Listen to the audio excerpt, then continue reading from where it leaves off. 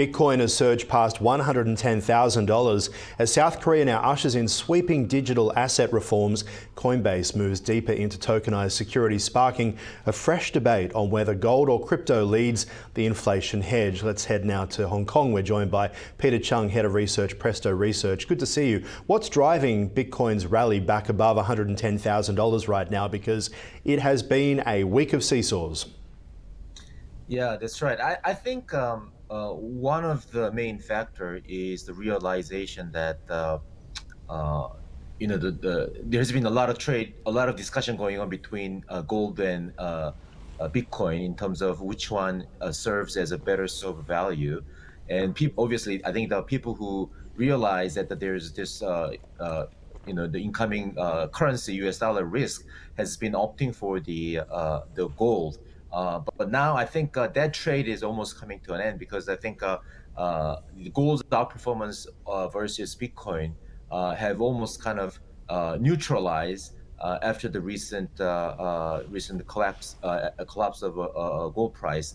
And therefore, I think people are becoming more aware of the fact that the Bitcoin has lagged, and therefore likely playing a catch up here.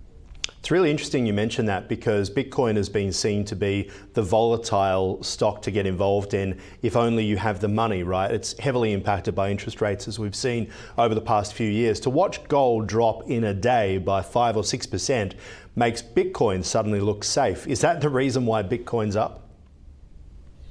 I think that definitely triggered people to recognize the fact that when you talk about store of value, you don't necessarily have to follow the daily price fluctuation because that concept is actually predicated on the preservation of a purchasing power, not the short-term price actions. I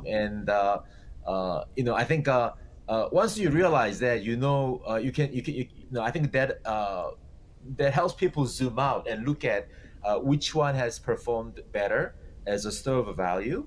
And over the longer period of time, Bitcoin outshines gold by far. So I think that event probably triggered people to kind of realize the notion that it's about longer term purchasing power preservation. And that's what I think might be triggering this rotation back into Bitcoin. Isn't that absolutely fascinating? We're at a point where Bitcoin can be seen on a level playing field as gold.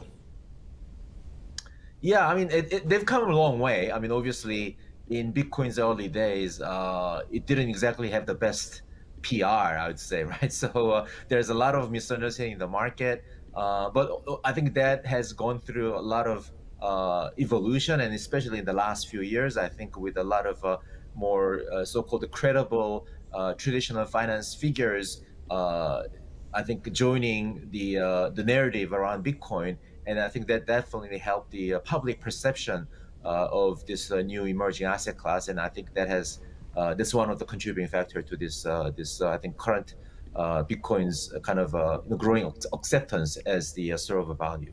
Beautifully put. How significant are South Korea's new digital asset regulations for the global markets? Talk to us about that.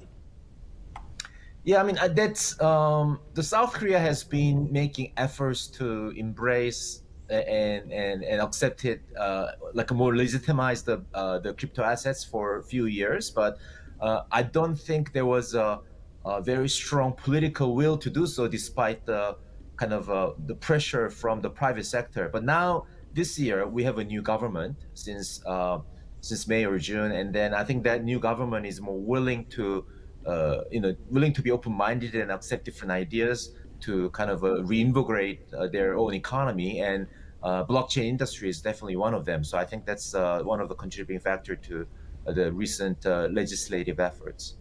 And talk to us about the reason why the FSC decided to take direct control of the exchange listings and delistings as well. Why? Yeah, I mean, I think that has to do with so the regulators in Korea has been allowing the private sector to come up with their own to basically self-regulate the industry, but may not have been entirely happy with the outcome so far, and therefore perhaps in order to make it more acceptable as a mainstream kind of asset class, they might have felt the need to maybe intervene here and take it into their own hands. Talk to us about Coinbase. What's behind the move to acquire Echo and also expand into tokenized assets? Yeah, I mean, the Coinbase has been, I think, one of the main contributor to this mainstreamification of crypto assets across. I mean, starting in the U.S., but U.S. being the kind of benchmark for the rest of the world. I think also to the global trend as well. And I mean, tokenization.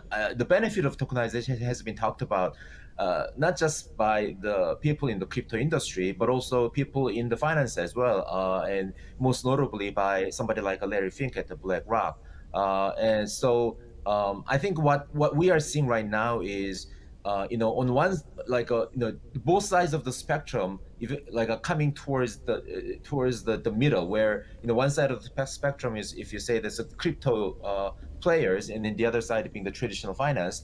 They are both sides are slowly, the traditional finance companies are slowly embracing Bitcoin, whereas the crypto native companies like Coinbase are slowly incorporating the traditional finance side of the business. So I think this Coinbase's tokenization efforts is part of this the broader trend that's happening in both the crypto and the traditional finance. Yes, it's interesting you say that. In Australia and the US, we often hear that crypto is a place for younger investors who missed out on the housing boom to get involved, or other investments, the S&P, for example. Is that the case right around the world, particularly in Asia? Talk to us about the experience in Asia.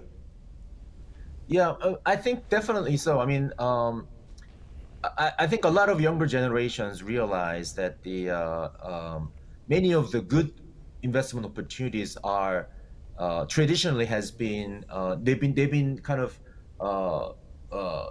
it's been difficult for them to access these opportunities, whereas the crypto market is a lot easier to approach because it's the entry barrier is much lower. A lot of concept is maybe easier for them to grasp and identify with.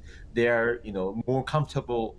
Their generation that is more comfortable with digital, as anything that's related to the internet and digital. So I think that have triggered the many of the younger generation in Asia to opt in for the crypto assets rather than traditional markets. Although I think in the maybe last few months, because the equity market has done quite well, both in the U.S. and in Asia, I think there has been kind of a back and forth between these two markets. But I think this will probably also maybe normalize, meaning that the younger generation will probably continue to get involved far more with the crypto assets than traditional equities, in my view.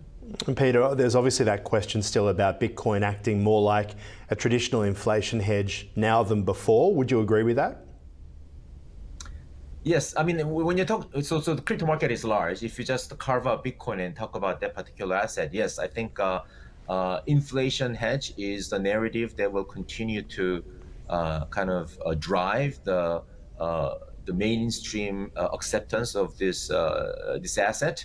Although me personally, I prefer the term currency debasement hedge, because when I say something is inflation hedge, people immediately think about CPI as an inflation, whereas in my view, CPI is simply one of the many proxies of the impact of the inflation, and therefore it's not maybe a good way to associate it with the CPI itself, because then people start to think, oh, CPI is going up, how come Bitcoin is not performing? That type of kind of a misunderstood narrative. So I would say that it's a good currency debasement hedge, and it's also politically neutral store of a value that has a global appeal.